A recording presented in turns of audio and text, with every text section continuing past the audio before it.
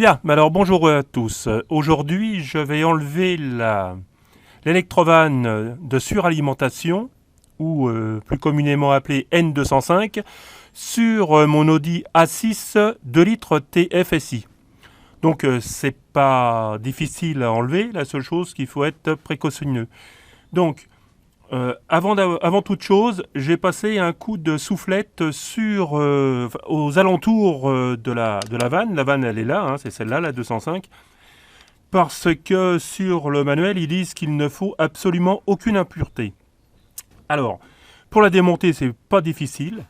On va déjà enlever les connecteurs, enfin le connecteur. On va enlever aussi les petits riselants, là, enfin les petits trucs qui tiennent les câbles.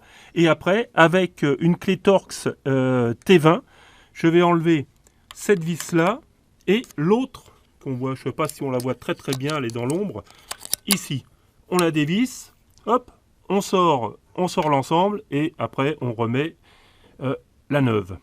Donc, alors pour ça, je vais déjà démonter le connecteur électrique.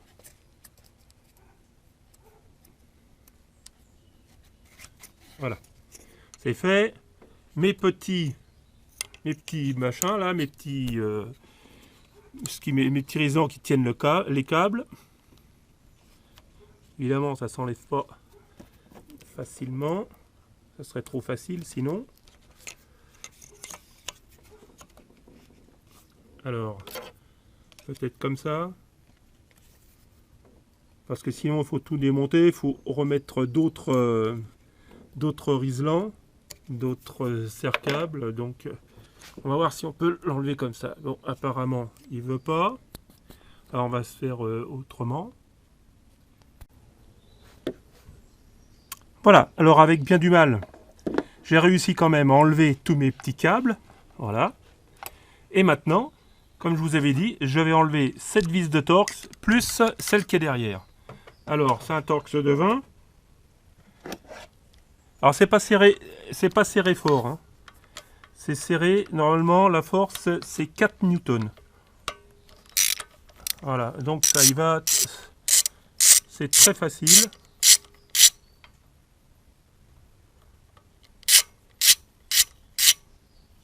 Voilà, voyons voir si ça peut s'enlever comme ça.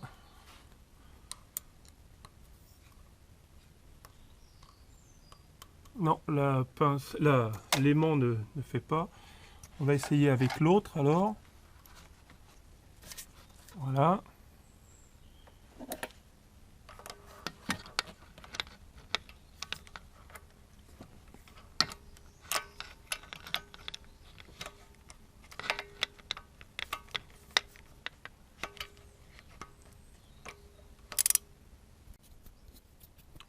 Donc voilà. Donc il ne reste plus qu'à la retirer.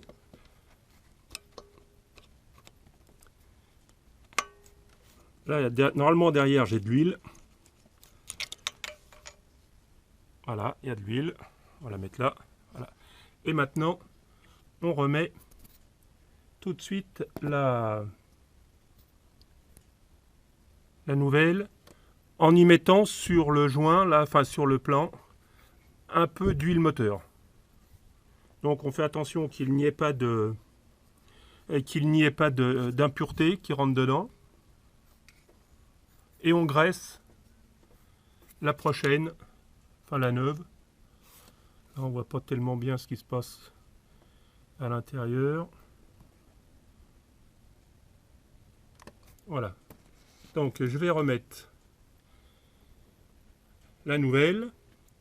Après je revisse mes vis. Enfin d'abord j'enduis mon plan de joint d'huile moteur. Je revisse mes deux vis Torx de 20 à 4 Nm.